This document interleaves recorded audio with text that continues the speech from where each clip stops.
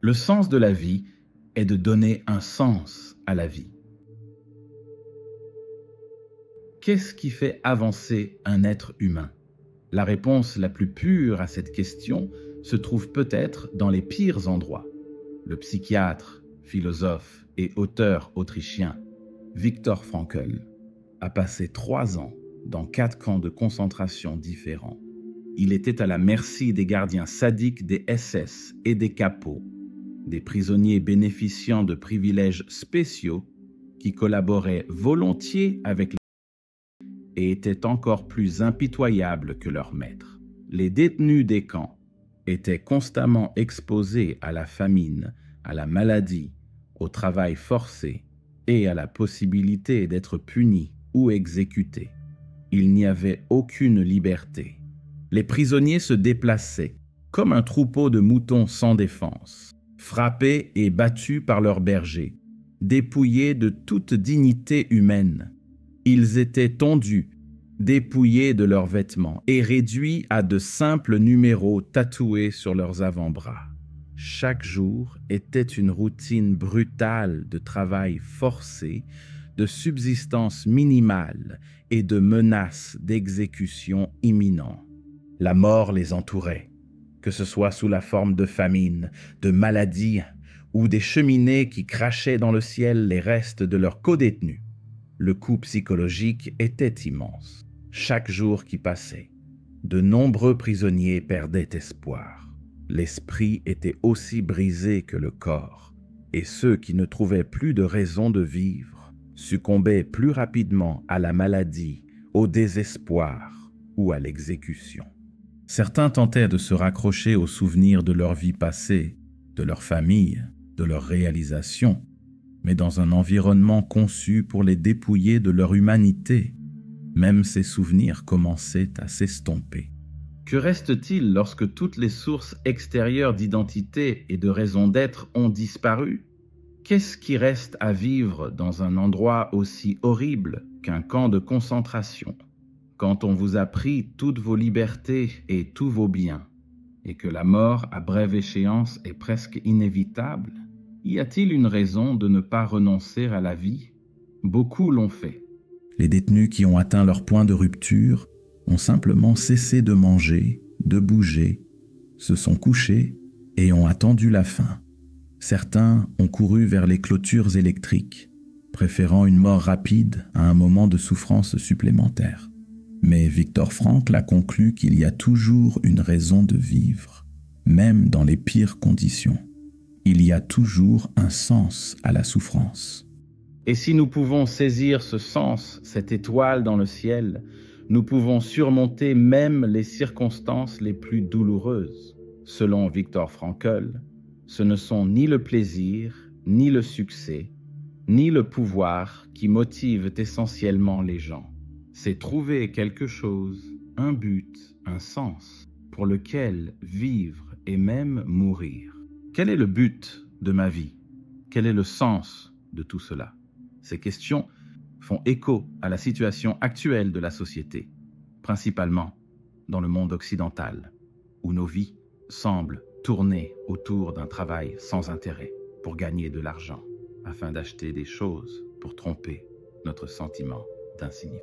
En cette période de mondialisation, de sécularisation et de paix relative, nous sommes moins enclins à trouver un sens à notre appartenance à une tribu ou à une communauté religieuse, ou à défendre nos pays et nos proches contre les ennemis voisins. Tout est devenu si ennuyeux, si dénué de sens, que nous nous adonnons à un consumérisme effréné et à la distraction juste pour ne pas ressentir ce profond sentiment d'inutilité qui empoisonne notre existence. Nous cherchons un sens dans la réussite professionnelle, mais le lieu de travail moderne est souvent dénué de signification profonde. Nous cherchons une validation dans les médias sociaux en accumulant les likes et les followers, mais ceux-ci sont éphémères et vides de sens. Nous recherchons le plaisir, mais l'hédonisme sans but devient rapidement vide. Et avant que nous ne nous en rendions compte, le nihilisme s'installe Et nous commençons à nous demander, à quoi bon? Pourquoi continuer? On ne peut pas comparer la situation de l'occidental moderne à celle de ceux qui ont vécu dans les camps de concentration pendant la Seconde Guerre mondiale. Mais, curieusement, nous nous posons des questions existentielles similaires et avons des raisons similaires d'abandonner complètement la vie, le manque de but, le désespoir, l'absence de sens. Lorsque nous sommes pris au piège de ce que Viktor Frankl a appelé le vide existentiel, c'est le désespoir qui nous attend. Pendant son séjour dans les camps de concentration, il a remarqué une division entre deux types de personnes, celles qui avaient renoncé à la vie et celles qui ne l'avaient pas fait. Le premier groupe était plus sujet à la maladie et à la mort. Il se détériorait plus rapidement, tant physiquement que mentalement, succombant au poids même du désespoir. Le deuxième groupe avait plus de chances de survivre. La différence? Un sentiment de sens, ou plus précisément, la découverte d'un but dans leurs conditions de vie insupportables. Par exemple, Frankl lui-même était médecin et trouvait un but en aidant les détenus qui souffraient de maladies. Il a observé que ceux qui pouvaient voir au-delà de leur souffrance, qui pouvaient donner un sens à leur douleur, avaient plus de chances de persévérer. Un jour, il refusa une occasion de s'échapper du camp pour pouvoir rester avec ses patients. Il n'était pas motivé par l'argent, le statut, le pouvoir ou même la liberté. Son objectif, dans son cas, prendre soin de ses semblables et ne pas les abandonner, était si important pour lui qu'il était prêt à mourir pour cela. Sa vie était devenue un sacrifice d'une importance capitale. À l'opposé, Frankl a écrit sur ceux qui se sont effondrés sous les conditions difficiles du camp. Ils avaient toujours le même raisonnement pour abandonner. Et je cite, « Il n'y a plus rien à attendre de la vie. Dépourvus de sens et de foi en un avenir meilleur, nos corps et nos esprits commencent à dépérir à mesure que nous perdons notre volonté de vivre. » Frankl a écrit à propos d'un prisonnier qui avait rêvé de la fin de la guerre et de sa libération. Son rêve révélait également la date à laquelle la libération aurait lieu, le 13 mars 1945. Il était plein d'espoir. Mais lorsque le 13 mars arriva enfin, rien ne se passa. Comme la prophétie du prisonnier était naïve et qu'il n'avait aucun but dans le contexte de son emprisonnement, il fut frappé de déception, tomba soudainement malade et mourut du typhus peu de temps après. Mais, compte tenu des circonstances horribles et désespérées dans lesquelles certaines personnes se trouvent, est-il juste d'attendre d'elles qu'elles trouvent un sens à leur vie? Certaines situations ne sont-elles pas tout simplement trop accablantes, au point d'éliminer la responsabilité de choisir? Lorsque la guerre a pris fin, Frankl a réfléchi à la validité de la liberté humaine pendant les horreurs des camps de concentration. Il a conclu que nous sommes en effet capables de préserver un vestige de liberté spirituelle et d'indépendance d'esprit, même dans des conditions aussi terribles de stress mental et physique. Ainsi, nous avons toujours le choix. Je cite, « Nous, qui avons vécu dans des camps de concentration, nous pouvons nous souvenir des hommes qui traversaient les baraques, réconfortant les autres, donnant leur dernier morceau de pain. Ces individus, bien qu'ils aient été soumis aux pires conditions humaines, ont conservé la capacité de choisir la compassion plutôt que le désespoir. Ils ont choisi d'agir, d'aider les autres, de conserver leur dernier reste d'humanité. Et dans cet acte, ils ont découvert un sens. Frankl croyait que le sens n'est pas quelque chose que nous trouvons passivement, mais quelque chose que nous créons activement. Les conditions de la vie ne seront jamais justes. Elles ne seront jamais prévisibles. Pourtant, dans le chaos, dans la souffrance, nous pouvons encore nous forger un sens. L'esprit humain n'est pas lié par les circonstances extérieures. Il s'épanouit en les défiant. Et c'est peut-être là le plus grand témoignage de notre existence. Ils étaient peut-être peu nombreux, mais ils offrent la preuve suffisante que tout peut être pris à un homme, sauf une chose. La dernière des libertés humaines, celle de choisir son attitude dans n'importe quelle situation, de choisir sa propre voie. Les chefs impitoyables sans morale, les gardiens sadiques des SS sans respect pour la vie humaine, les prisonniers qui ont perdu la volonté de vivre, les gardiens qui ont essayé d'aider les détenus, ceux qui ont trouvé un sens à la souffrance la plus profonde, tous étaient responsables de leur choix de vie. Par conséquent, quelle que soit la difficulté de la vie, nous pouvons et devons décider de la direction que nous voulons prendre. Choisissons-nous de trahir notre peuple et de commettre des actes brutaux pour échapper à la torture et à la mort dans les camps de concentration? Choisissons-nous de succomber à la pression des pairs et aux idéologies haineuses? Choisissons-nous d'adopter un état d'esprit nihiliste et destructeur en raison de notre vie dans une société de consommation qui semble en faillite spirituelle et morale? Choisissons-nous de devenir le jouet de nos circonstances? Selon Frankl, la liberté spirituelle que nous avons, qui ne peut nous être enlevée, donne un sens et un but à la vie. Je cite, « La façon dont un homme accepte son destin et toutes les souffrances qu'il implique, la façon dont il prend sa croix, lui donne amplement l'occasion, même dans les circonstances les plus difficiles, de donner un sens plus profond à sa vie. Imaginez devoir sortir du lit chaque matin, sans objectif significatif à long terme.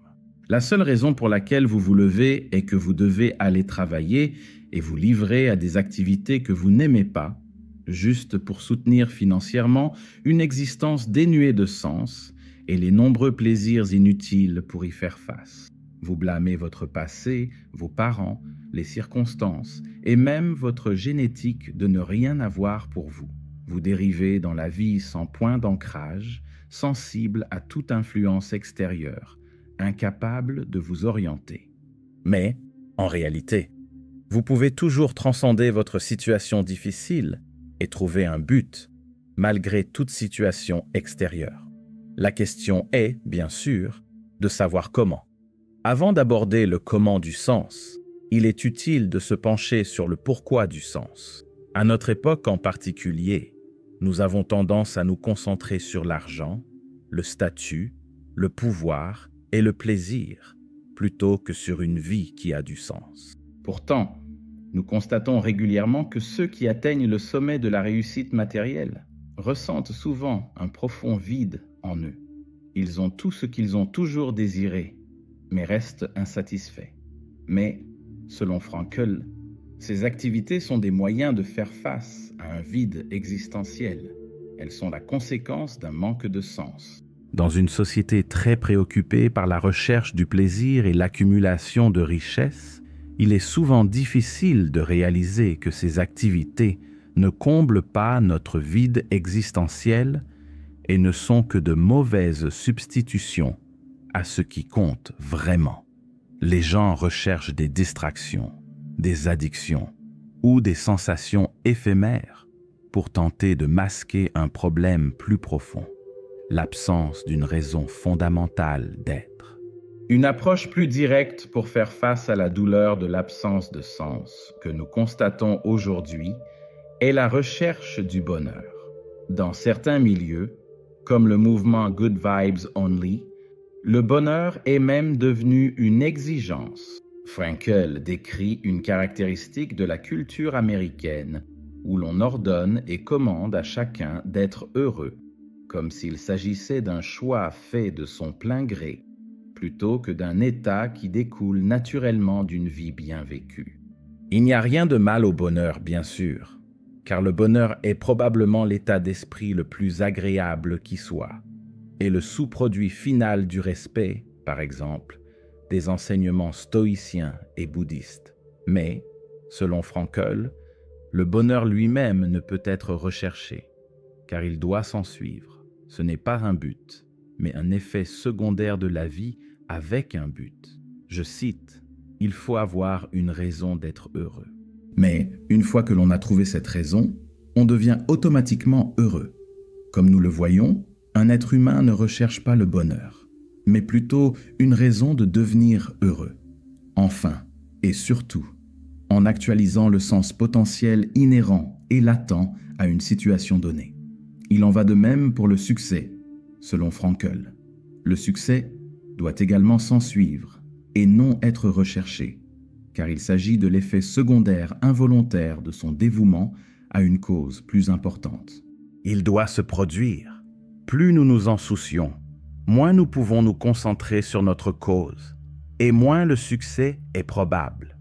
Mais si nous nous consacrons à un objectif et que nous ne nous soucions pas du succès, celui-ci est plus susceptible de se produire à long terme.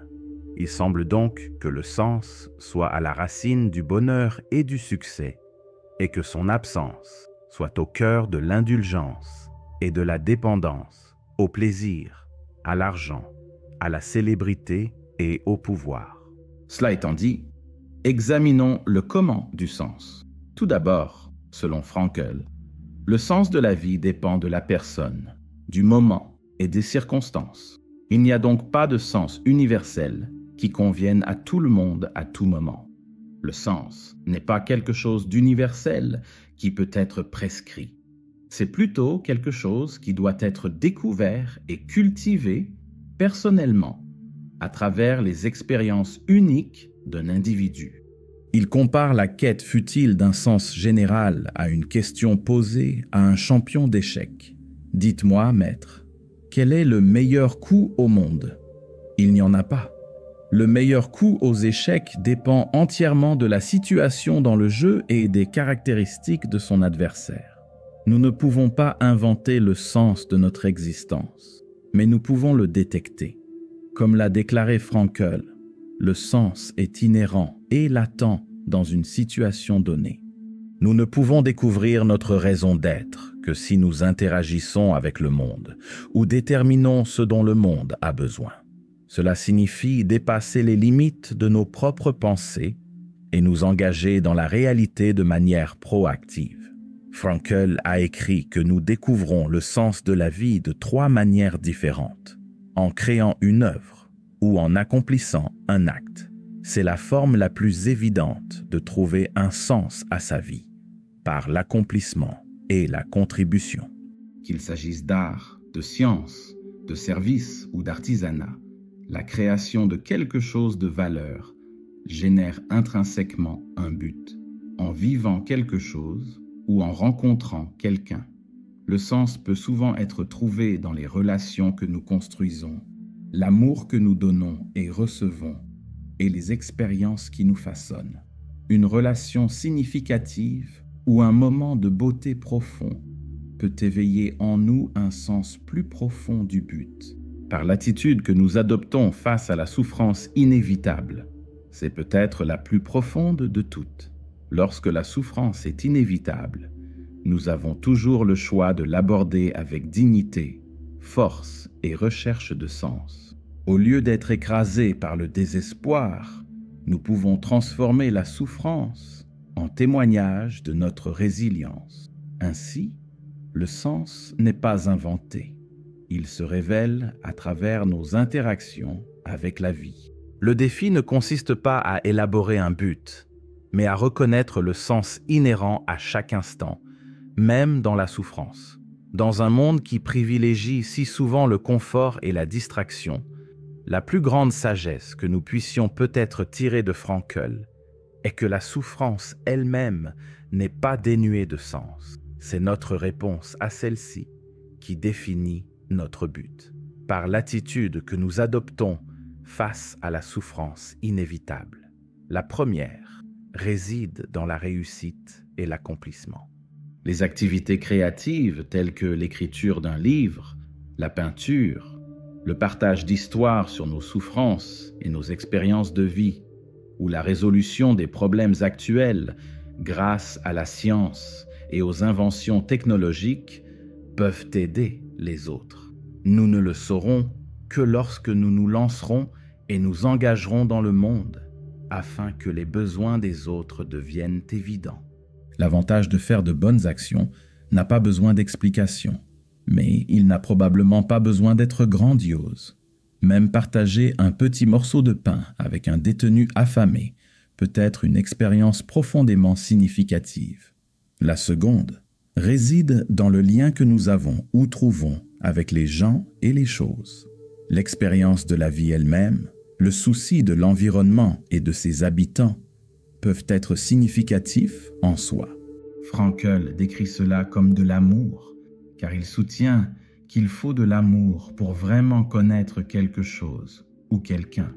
Je cite, « La deuxième façon de trouver un sens à la vie est de faire l'expérience de quelque chose comme la bonté, la vérité et la beauté, de faire l'expérience de la nature et de la culture, ou, enfin et surtout, de faire l'expérience d'un autre être humain dans son unicité même, en l'aimant. » Fin de citation. La troisième consiste à trouver un sens à la souffrance. Frankl donne l'exemple d'un praticien âgé qu'il a consulté en raison d'une grave dépression après avoir perdu sa femme. Au lieu de lui dire quoi faire, il lui a demandé ce qui se serait passé. « Docteur, si vous étiez mort le premier et que votre femme vous avait survécu. »« Oh, dit-il, pour elle, cela aurait été terrible. Comment aurait-elle souffert ?» Frankl a souligné que la femme du médecin avait été épargnée de telles souffrances, car il l'avait épargnée en payant le prix de sa survie et qu'il la pleurait maintenant.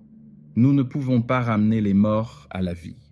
Dans de nombreuses situations, comme être emprisonné dans un camp de concentration, nous ne pouvons pas faire grand-chose contre les facteurs externes. Lorsque nous ne sommes plus en mesure de changer une situation, nous sommes mis au défi de nous changer nous-mêmes, a déclaré Frankl. En changeant notre attitude, nous pouvons transformer l'adversité en triomphe. Nous pouvons trouver un sens, même dans les pires souffrances imaginables. La philosophie de Viktor Frankl pourrait peut-être se résumer ainsi. Trouver quelque chose pour quoi vivre, et même mourir, transforme une existence dénuée de sens et sans espoir en une vie qui vaut la peine d'être vécue, quelles que soient les circonstances. La douleur et la souffrance, bien que souvent considérées comme purement négatives, recèlent en elles le potentiel d'une transformation profonde. Les plus grands exemples de résilience de l'histoire sont ceux de ceux qui ont accepté leur souffrance et l'ont transformée en quelque chose de significatif.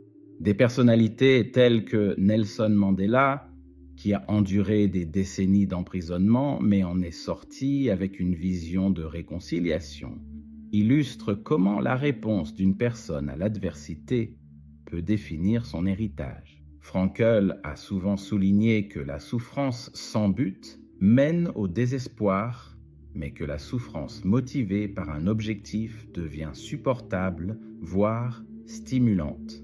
L'esprit humain, lorsqu'il a une raison d'endurer, peut résister à presque tout. Il a cité Nietzsche, qui a dit « Celui qui a un pourquoi vivre peut supporter presque n'importe quel comment ». Cette idée est particulièrement pertinente dans le monde d'aujourd'hui, où la souffrance est souvent considérée comme quelque chose à éviter à tout prix. La culture moderne encourage la recherche du confort, de la facilité et du plaisir, tout en décourageant les difficultés et les épreuves. Cependant, sans épreuve, il ne peut y avoir de croissance. Sans difficulté, il ne peut y avoir de véritable appréciation du triomphe. Apprendre à accepter la souffrance, plutôt que de la fuir, permet aux individus de cultiver une force plus profonde et un sens plus profond du but à atteindre. Ainsi, la philosophie de Frankl ne consiste pas seulement à survivre à la souffrance, mais à la transcender. Ceux qui cherchent un sens à la douleur ne se contentent pas de supporter les épreuves de la vie. Ils les transforment en tremplin vers une plus grande compréhension, une plus grande résilience et, en fin de compte, un plus grand épanouissement.